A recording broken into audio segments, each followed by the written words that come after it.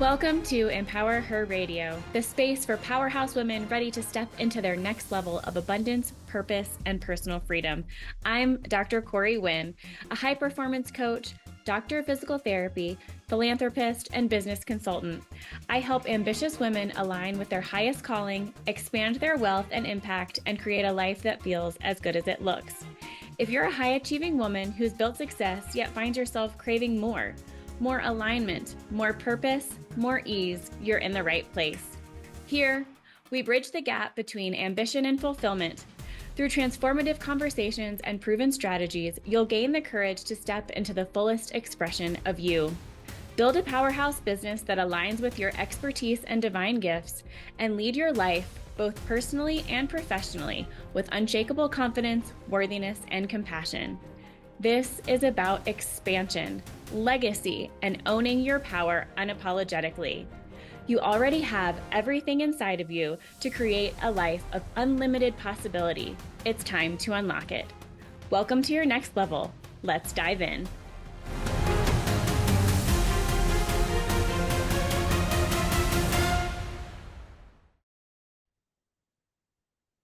Hello and welcome, everyone. Today's episode is for every woman who's ever faced a roadblock, be it physical, emotional, or societal, and wondered if she could still rise. My guest, Dr. Julie Marty-Pearson, is living proof that you can. Julie is a podcaster, speaker, coach, and powerful advocate who helps women share their stories unapologetically through the mic. With a doctorate in organizational psychology, over 15 years in higher education, and a fierce devotion to authentic storytelling, she now empowers women to become captivating podcast guests, launch their own stories, and use their voices for visibility and advocacy. Welcome to the show. Oh, thank you. I'm so happy to be here. So go back to the beginning. Tell us your story. Oh gosh. So when I was 5, no, just kidding. So what I will say is, growing up and as I got older, I'm an introvert. I call myself a true introvert. And when I say that, I mean that I get my energy from being alone with one or two people. So the fact that my jobs have been teaching and doing things that are very interactive with people, it's a balance for me. And working in higher ed, I loved it. I was there probably almost 20 years plus all my own education. I was a great student. I loved being a student. So obviously I love being a teacher. But in higher ed, it's very competitive. You have to move schools to move up. I was commuting anywhere from a couple hours to being away from home all week. So before Wow. COVID, I was already feeling the effects of that career. I was having other health issues and all the things. So when COVID hit, and I was actually off work at the time, I had had surgery a few months before. It was like that moment in time, like, oh, I'm paused. I have nowhere to go. I have nothing to do. I guess I get to think. And I know a lot of us got to do that during COVID. And so one of the things I had always dreamed of doing was starting a coaching business. In my doctoral program, we learned how to be coaches, how to help people, how to coach people in their careers or whatever. And I thought, what a better time than now? And I know a lot of people felt that at COVID, like the world is so scary. I want to do something good. So that's kind of started my entrepreneurial journey. And I started taking classes on all things business and, of course, podcasting, which was blowing up. And that led me to here, be having 2 podcasts, having my business focused on podcasting, and really helping women like myself find that place to share their story, to help others, to teach others, but to also heal and grow through sharing those stories. Well, and just being able to pivot, so often we think we have to stay in one lane. And so many of my podcast guests and so much of my audience is women who, checked all the boxes and did all the things just like you have, and kind of wake up in the morning and think, is this it? It's got to be better. So take us back to that point. When did you start really thinking about wanting to open a coaching practice? And, obviously, if you're commuting away from your family and friends for a week at a time, I mean, That had to have been grating on you for a while. Absolutely. And I'd always commuted in some way. While I was still in my doctoral program, I taught adjunct at multiple schools, multiple jobs. So my husband was used to me coming and going. And then Uh-huh. we got to the point where he was used to me being gone all week. So at COVID, that was like, oh, you're here and in my way all the time. So that was definitely a big pivot for us. I'm happy to say that this year we're celebrating our 20th wedding anniversary, Oh, so we've made congratulations. it work. And he's always been really good at supporting me off doing all the things, but I really had to kind of start thinking about it was hard. My identity was wrapped up in my career like so many of us. I love education. I love higher education, but it had been really weighing on me the last couple years before then. And so I kind of had to think about like what does that look like? What could it be? Mhm. And luckily I had started doing a little bit of consulting work because I'd had to go off work a few times for health reasons. So I kind of knew what that felt like. But I didn't really know what it was going to be. So I started with something easy, which is something I can do, which is talking about careers and pivots in your career and finding a new job. But that first year or two in business is hard, no matter what you're doing. Mhm. And I realized that the problem was I wasn't passionate about it. Mhm. Like career is great. I can talk about a resume, but that's not exciting. I don't get up in the morning going, "Yay, I get to talk about your resume today," right? I think that's so funny. I remember taking a test in high school that said that you would be a really good accountant, and I thought, "Oh, no." No, I could not do that all day long. That is so funny that you say that because in my speaking and podcasting, one of the things I like to use as like a icebreaker is, do you remember what you wanted to be when you were little? And I say, when I was 5, I wanted to be one of two things, an accountant or a veterinarian. I was a veterinarian. Yep. And as you can see, the wall of animal photos behind me, I'm still very passionate about animals. And that's actually what I started podcasting about. But I think it was about the skills I'd like to do, which I am very analytical, data driven, and all of that. But yeah, I don't want to sit behind a desk and look at people's numbers all day. So I love that engaging with one or two people in a coaching mentor relationship. And so that's really what I kind of tune into and then started thinking about where can I really affect people's lives, especially women. And so that kind of helped me with pivoting within my business too. Mhm. Well, and you talked a little bit earlier about health and how obviously COVID changed a lot of us, but personally health-wise, is there a journey there that you would like to talk about and how you kind of navigated that and got where you are? Well, yeah, there is a story I like to share, which I will, but I always like to explain that, I've dealt with health issues most of my life. I had issues at 5. When I was 12, I was out of school almost a whole year because of health issues. So that has always been something I've had to balance, and it's not easy, missing time with friends as a kid or school or whatever as we get older. But one of my big journeys from my early 20s to now, I'm 47, proudly to say that, I have autoimmune issues. I have a lot of the issues women as they have kids and go into menopause often have, but I had that very early on. So Mhm. I struggled in a lot of ways with that. And I always felt like I was missing out somewhere because I was always tired and dealing with chronic pain. But I didn't know that I had some genetic things going on. Mhm. And one of the things that I had going on is a autoimmune um, illness called Sjogren's syndrome. Mhm. And one of the big characteristics of that, especially when it first starts, is dry mouth and dry eye. So I'd always kind of had that. I've always had allergies. So, I didn't really notice Mhm. until my teeth started chipping Mhm. and started looking like, why are they looking iridescent? Like, what's going on? And for years, I battled it and things got worse. And Dennis looked at me like, don't you know how to brush your teeth? I'm like, I don't know why this is happening. Uh-huh. So when I got that diagnosis, it was like, oh, and then I started being told, well, you're going to lose all your teeth anyway. And I'm sorry, like 25, 26, 27, being told that. Oh, So yeah. it's a very long journey and story, but when I was 32, I had to have surgery and I had what was left of a lot of my teeth taken out. So all of my teeth and roots were all removed.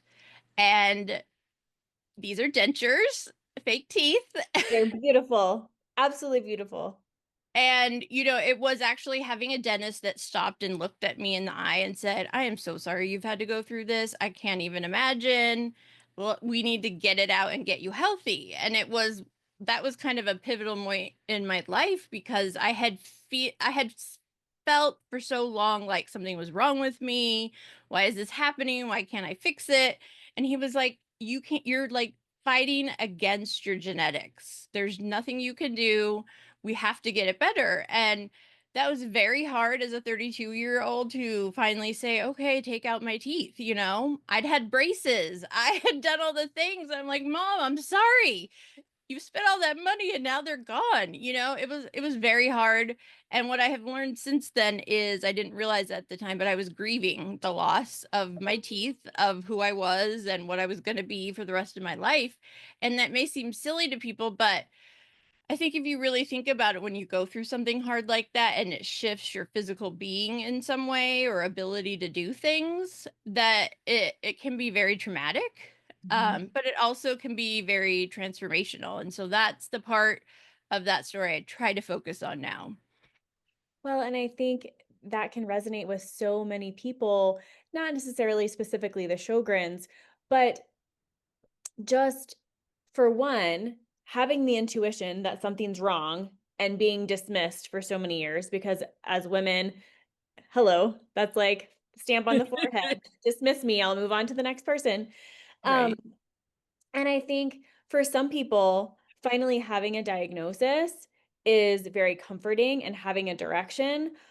But then I think there's also a piece of like, oh, there is, quote, something wrong with me. Yep. And that can take so many different forms, and both sides can be grieving. So I just want to really honor you for that and all of those spaces because, for one, you were able to fight for yourself and say, no, something's wrong. Thank goodness you found a dentist to say, this is not your fault. This is not, I'm so sorry. And all of us deserve that healthcare practitioner who listens and sits down. Um, but also, yes, you know, there's a grieving process for any of those things. So Right. for sharing that story.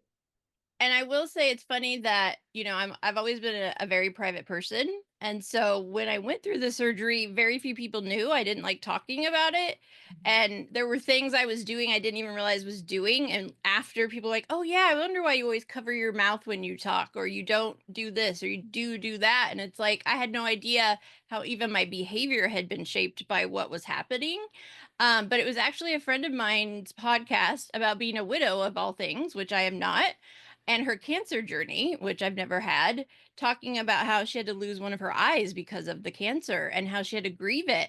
And, I came to her and I said, you don't realize how powerful your story was for me, because even though I have none of your experience, I went through a loss like that, but I've never heard anybody talk about it as in grieving a part of you. And so for me, when I say podcasting is transformational or life changing, I'm not just being a marketing person saying, ooh, it's so exciting. I'm like, no, literally the process of doing this has changed me and helped me to heal in a lot of way. And that's why I really focus on the stories, because that's really where the power lies for all of us.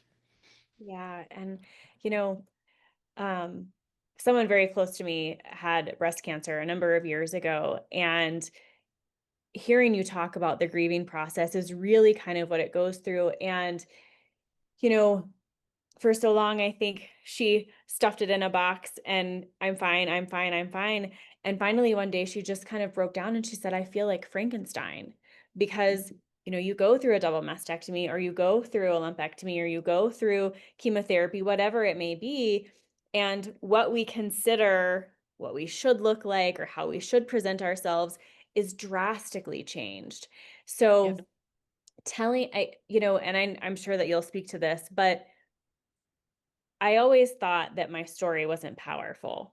That I didn't really have a story. I didn't have anything traumatic happen to me as a kid or as an adult. And I thought, oh, who cares? Like, no, you don't have a story. But what I hope that you can speak to here in a minute is recognizing that someone out there needs to hear you. You are put on this planet to serve so many people and that your story matters. So, can you talk a bit about that? Yeah, it's so true. And I will say that it took me a while to figure out what that was, like, to put it into words. As a teacher, I would help people with things that were hard and scary, and so you see that transformation, but you don't often can look inside of yourself and be like, "Oh, my little experience matters," right?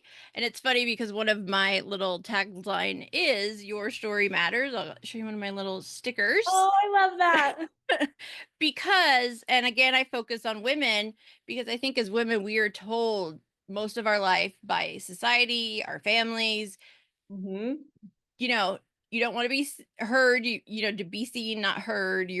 Mhm. Your feelings aren't valid. You're not all those things we have running in our head, so we believe it. Yep. And I speak to so many women that say, I don't have a story to tell. I don't have any magical, transformation. It's like, yeah, we all do. And Mhm. as women, we need to share it because we don't. And Mhm. other women are suffering because they think it's just them or there's something wrong with them when no, we're all going through a lot of these things. We just have been taught not to talk about it. And so for me, podcasting has really opened that up. And one of the things I do is just some little activities with people and say, okay, let's talk about your life. What did this or what happened here? And you can really turn what you think may be regular boring stories like a health issue or finishing grad school or getting a new job or having a divorce, whatever that is, but there's power in it because those big shifts in our life affect us and have a ripple effect around us. And Mhm. even if we think it's not important, it is, because we all have stories and we all as individuals should be sharing them, but it's hard for us. It's very Yeah. hard for us. And so I've realized a lot of my coaching is more like coaching personally, more like a therapist in ways to help women see the power in their experiences and sharing it. And myself, and I hear many of my fellow podcasters say, you never know who needs to hear your story. And you Mhm. may never even know they needed it. You may never even know their name. But people will say, "Oh, that was so powerful. Thank you." In my pet podcast, I just went and volunteered and it was great. Or with my other, I decided to be a guest and share my story. Like those little things are my wins because I know how hard it was for me to be here like this in front of a mic as an Mhm. introvert and showing up with my bedazzled headband and all the things that, in my previous career you just didn't really do. Mhm. So that's really what I try to focus on when I talk to women about their stories is we all have something to share, and even if it's not exactly what someone else went through, you talking about it will make someone feel seen and understood for sure. Well, and it allows other people who maybe thought that they were alone in whatever they're going through no longer feel alone.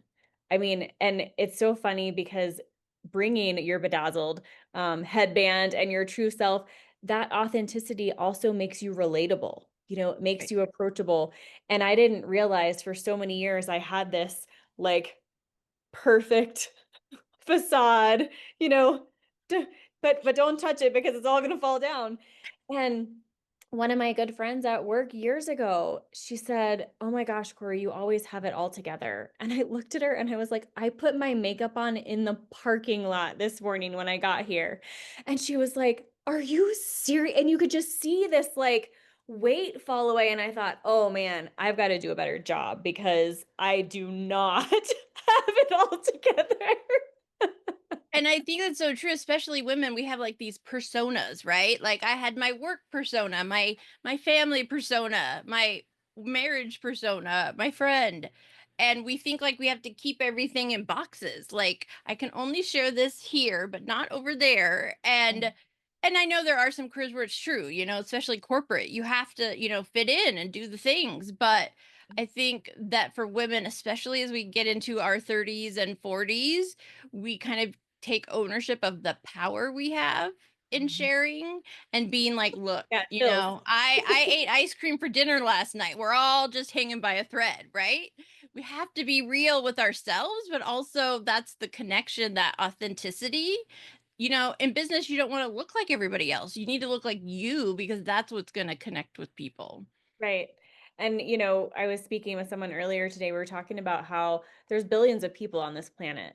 You know, I used to worry about competition and there not being enough clients and all these different things. And I stepped back one day and I thought, there is no way I could ever serve everyone. And the moment that we shift and recognize there's a perfect person for you to coach and there's a perfect person for me to coach and all these different things, it opens the world up. There's incredible abundance out there everywhere you look.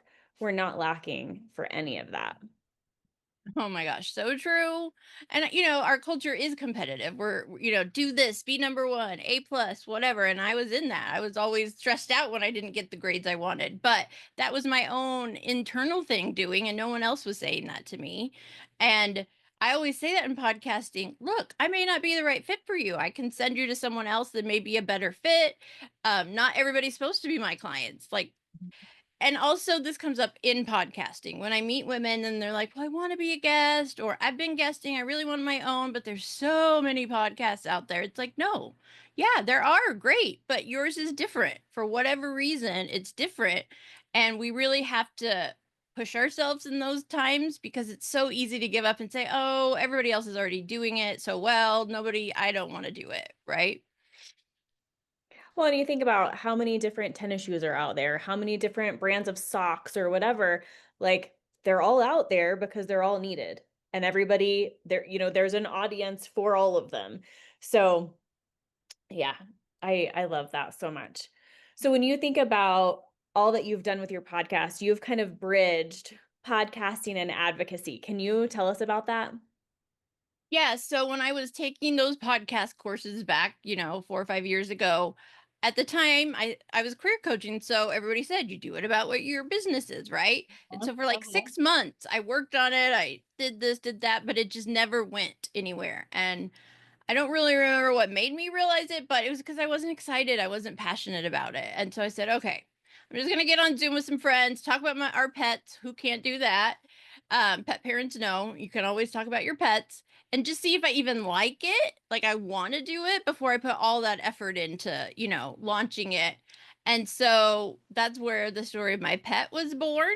And I put out the first few episodes, didn't edit anything. They're kind of a mess audio wise, but people started listening. And then the magic was in people reaching out and saying, I would love to come on your podcast. And I'm like, what? People actually want to come talk to me? And I've always considered myself an animal advocate. That I just have always loved animals, always done whatever I can to help. But I started having people from shelters who run rescues, who volunteer, come in and talk. And I went, wow, I only knew like this little bit amount of what the reality of animal welfare and rescue is.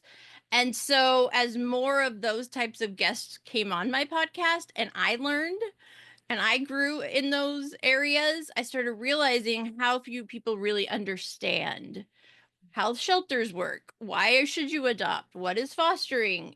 Just all the acronyms and the info.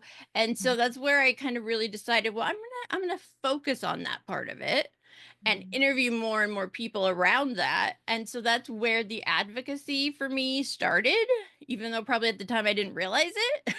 Mhm. But, advocacy can be a lot of things.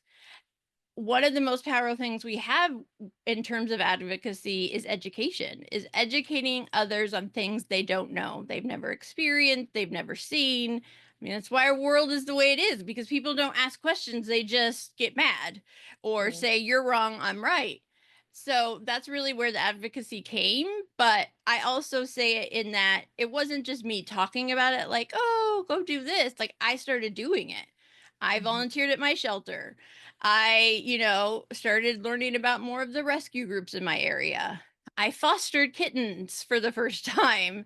I even worked part time for a while in one of the shelters. And all of that transformed me and opened me up in a lot of ways. But it also helped me to be more authentic in talking about it because then I had more experience in it. And I could say, well, when I did this, this is what I saw. And people don't realize, you know, kittens who can't take care of themselves, who are brought to shelters, could be euthanized. Like that was a one of those things like, what do you mean? They're babies.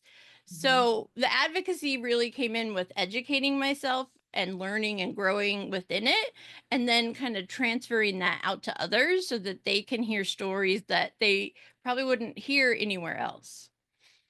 Well, and I'm such an animal lover too. I mean, obviously, we shared the same passion of at 5 years old, we were going to be veterinarians.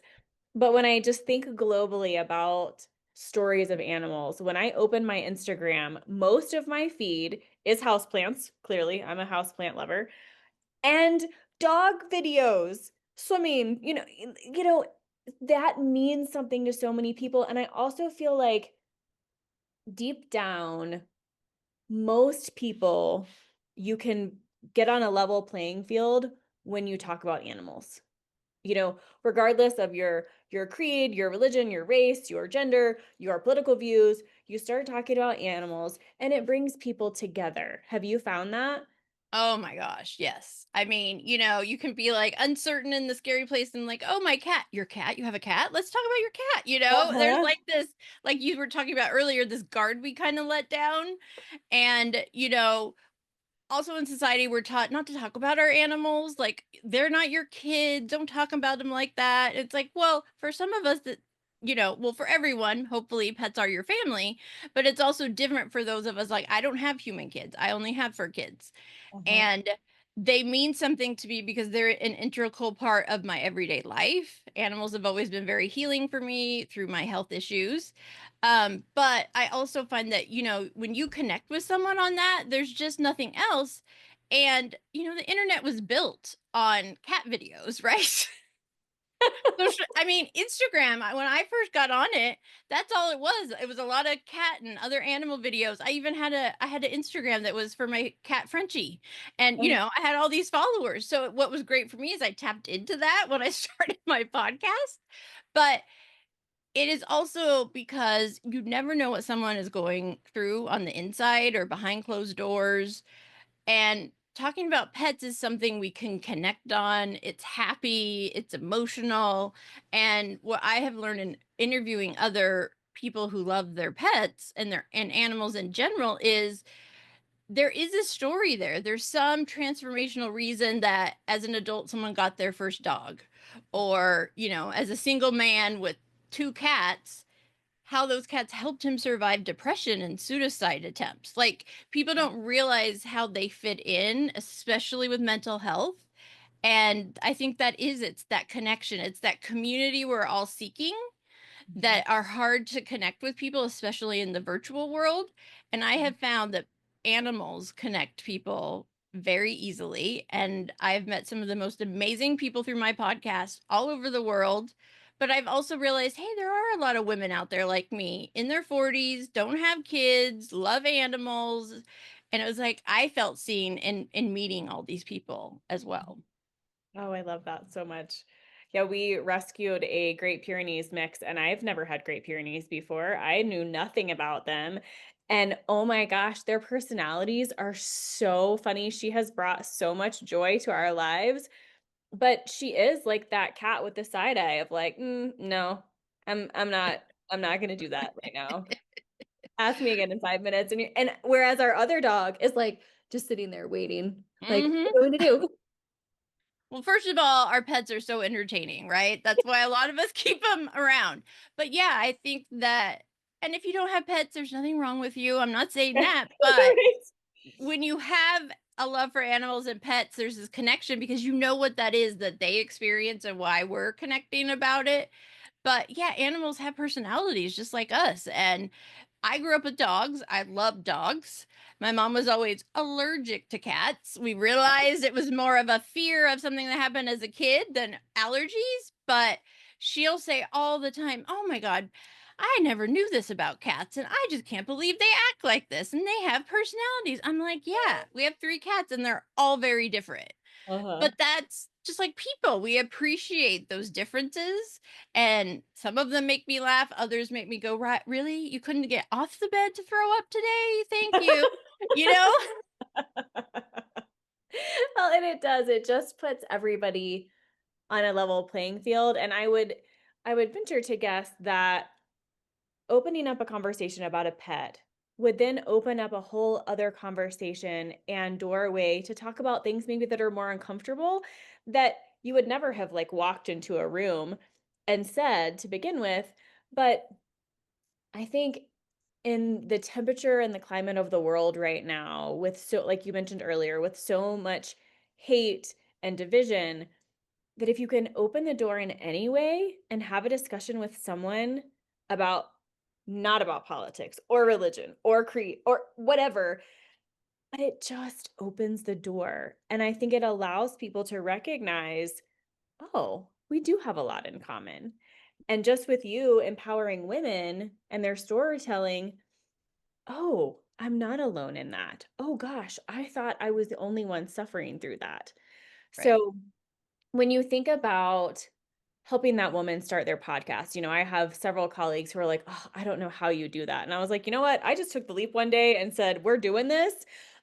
Made the decision, set a launch date and was like, "Well, I can't go back now." I don't Yeah, I necessarily want to recommend I want to say everybody doing something that. to that because there are a lot of women I know that are stuck or haven't started or still planning because it's that perfectionism in us. But I started messy. Like I said, I didn't edit, I didn't know what I was doing. I had a coach, I found better coaches along the way. I actually found community, which is really what's kept me going. Uh-huh. But you don't know if you even like it until you try it. So Uh-huh. you can't line up all your ducks because trust me, there's way too many things to do in podcasting to have it already. You just have to start and see if it even feels right, you know? Because What's trust that? me, What's that meme that's like, I don't have ducks, they're not in a line. I have squirrels and they're everywhere. or as they say, it's like herding cats. No, literally. Try get in a room with a bunch of podcasters and good luck to you. But Well, also, there are so many little things, details within podcasting and lingo and all that that people don't realize that it's okay to ask for help and say, "Hey, could you just answer this question?" yes, I am so glad that you said that. Ask for and receive help. There is somebody clearly who has done it. In the coaching programs that I have, we have a whole section on podcasting and launching and connecting with people. And, we connected through Podmatch. Thank goodness for that. How much easier did that make everything? Um, I love Podmatch. I'm a big proponent of it as a host and a guest, yes. and there's ways to make it easier, which is what I try to help women with. It's like, don't make it so hard, don't make it so complicated. And I like go through checklists and steps. But we also all have to kind of start at some point and just do it and see what happens. And Oh, then yeah. the biggest thing for me, and I think most people do this, is you learn as you go. You Yes. learn, you pivot, you expand, all those things. And it can be a really powerful transformation for women, but we often get stuck in the doing and the launching and the starting. And that's really what I try to help women with. It's like, look, I'm not a YouTube expert. I don't do live stream yet. I can Mhm. send you to people for that, but I really want to start with where are you and what's the right step for you to start? Mhm. Yes. And let's step back for just a second and pinpoint what you said. It's making the decision and doing it messy. And I think so many people assume that messy means that like you don't have it together, there's no rhyme or reason, like you don't know what you're doing. That's not it at all. It's just, okay, I'm not an expert in this, but I'm going to step forward. That's what doing it messy means. That's all. Yeah, and, when you say messy, sometimes I think of, like, my crazy messy hair. I got up late today, I didn't sleep well. I didn't have time to wash this crazy mane. So what did I do? I put it up and put a bedazzled headband on. It's like, then we keep moving, right? We And I have love to it. do that all the time in little ways in our life just to keep getting through things, but it's okay to do that with your business or with podcasting. I've pivoted in my business, I've pivoted with my podcasts. My second one, I actually paused after 5 episodes because I was like, "Wait, that's not really what my clients are asking for. I need to figure this out and then I'll come back." And Yeah. that's okay. And yes, you'll hear consistency is everything. You got to keep doing it. But I have also learned that it's okay to take a break. I have had my pet podcast for over 3 years, and I only have 52 episodes. Mhm. Most people I started podcasting with have 100 or 150, and I have to try not to focus on that. But in life, in my business, I've had to pause. Like, I don't have the bandwidth to do all of that right now. And 6 months later, I pick it up and I'm like, look, people are still listening. People still want to be a guest. So it's also the power in that process that I think a lot of women stop themselves from even getting to because they think, I have to be perfect. I have to be like an influencer. No, you have to be you because be you being you is what's going to pull people in and want to connect with you. Well, and I also want to go back to what you just said a second ago is no, I need to take a break. And honoring and trusting your body and what you need in that season is incredibly important. As women, we don't do it enough. So I'm so glad that you really mentioned that and focused on that because we just think we have to just keep going and going and going and going. And I can't take a And break. I can't, we have to be I consistent. I'm a certified healing people pleaser, always have been, and Uh-huh. I still work hard with boundaries, like with my family, my mom and my sister who I love, but we have to have boundaries. And sometimes we don't realize that there's power in the pause, which I've actually heard people say, and I'm like, yeah, it's okay to stop and be like, what do I want to do today or Uh-huh. tomorrow or with my business, right? And also, women are taught to just say yes. We're not, we have a very hard time, and I do too, saying no. And it's like, Uh-huh. it's okay, just say not yet or not right now. I've had to learn that, yes, your program's amazing and I would love to be coached by you, but I don't have the bandwidth for one more thing. I don't have Mhm. the finances for one more thing. I have Uh-huh. paid for so many programs and shiny objects in business and, use probably 40% of them. Yeah. So I really want women to take ownership in if you can take a break for yourself or for your kids or for your husband or whatever that is, you can take a break for your business because you're going to come back a week, a month, a year later and be better and be refreshed and be more clear in what you're doing and who you can help. Well, and I'm so glad too that you mentioned pausing your podcast because you talked about consistency. And yes, on the one hand, consistency is important. But if you are presenting something that you're hearing feedback from that that's not what your audience is looking for, it doesn't matter how consistent you are. If that's not what the market is, you're going to be beating your head against the wall trying to force it through, which is directly opposite of everything that we're talking about here. Right. Back, listen to your intuition. Um, my Listen mentor. to your clients, listen to your who you want to be your clients. I've had to learn, I did research a lot in my old career, but I didn't really think about, oh, I should be doing research. I should be asking people what they want. What do you know about podcasting? What do you not know, right? There's a power in that knowledge for yourself and your business, but Mhm. pausing seems like failure to a lot of us, Yes. and it's not. It's helping you be more successful down the road. Yes. Yes. Well, and I know I focus a lot on community, and you mentioned earlier your podcaster community. So tell us about that. So I will say when I was very lucky early on in my podcasting life that I met amazing people, two of which are Tiffany Kane and David Zeiss. Shout out to Casa Media.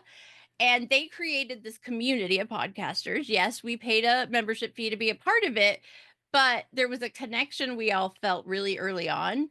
And we knew at once a month we had to get on Zoom and talk and ask each other questions, get on Zoom and learn together. And that community kept me going. And then what I've realized as I've grown in podcasting, I love my big podcasting community. I love my Podfest community, my Podfest family.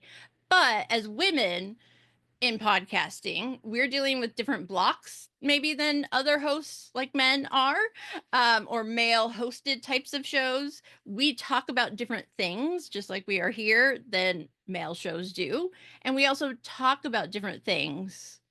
We talk about things differently than men do in our stories and our questions and all of that. So a little over a year ago, I decided, well, let's just do something with this. So I created what I called the Women's Podcaster Party, and it has become a community for networking for women and non binary people who are podcasters, want to be podcasters, our guests, our speakers.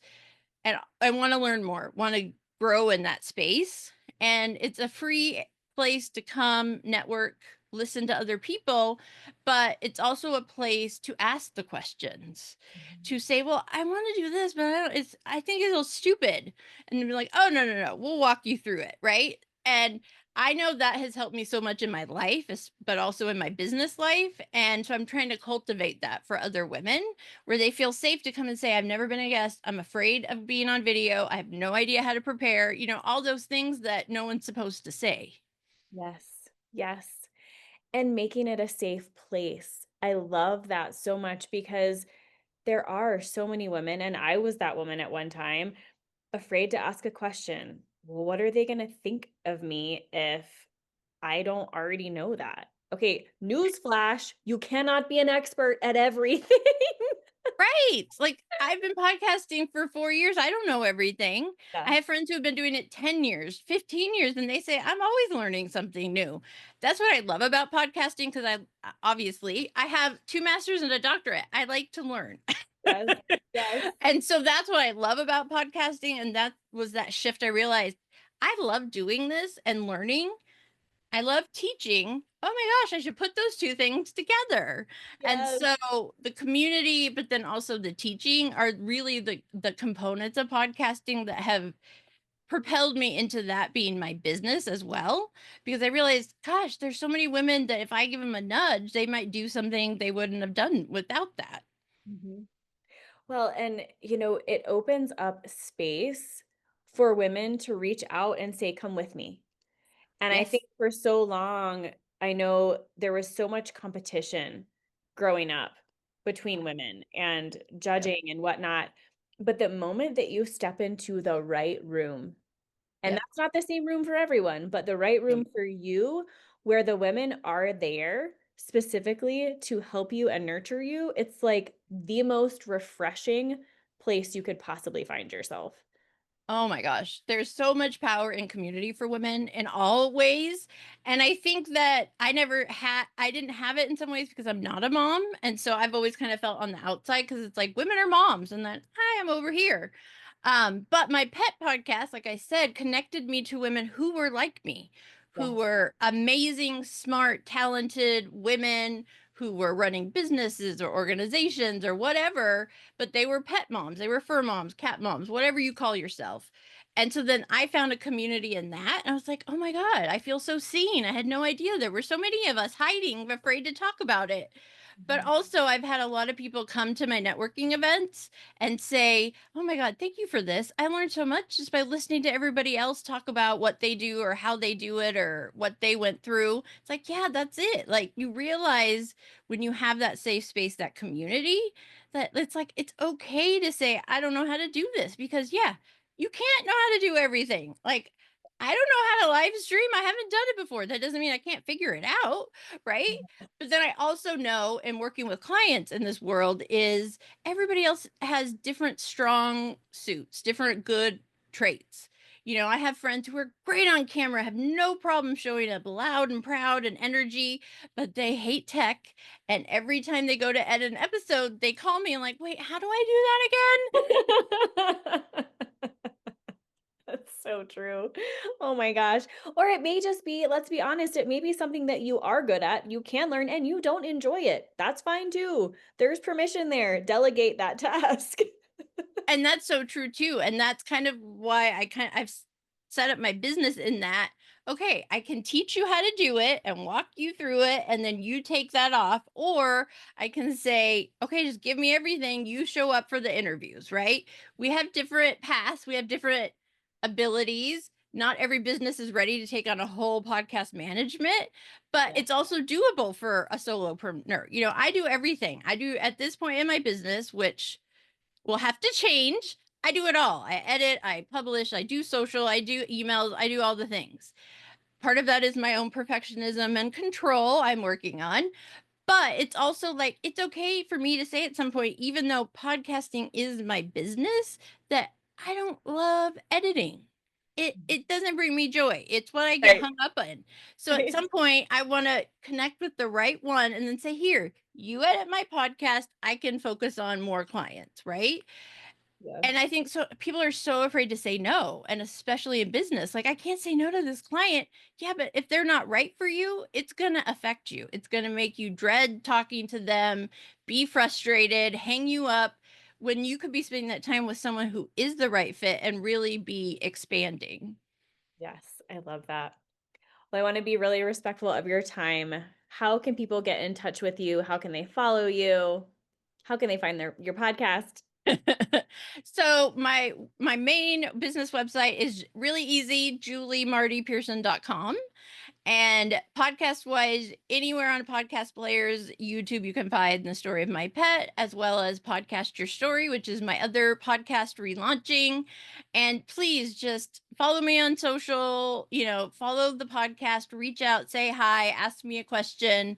And I keep all the active links for the podcaster party and any other workshops I'm doing. So just come and learn and grow. And I can't wait to meet you. I love it. Thank you so much for being on today. Thank you so much for having me.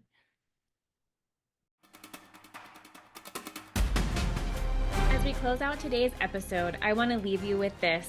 Your next level is already within you. If you're feeling that pull for more clarity, more alignment, and more courage to step fully into who you're meant to be, this is your invitation to take the next step.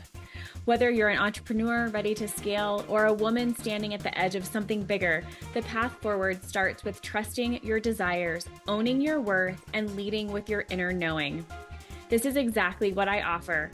Private VIP coaching, and where I guide women inside the 10K Club and 50K Club through consulting with She Sells and Superhuman Selling to help you gain clarity, step into aligned action, and build a life and business that reflects your highest vision. If you're ready to explore what's next, let's have a conversation. Book a free call now at www.corywinn.com/free call. I can't wait to connect with you. Talk soon.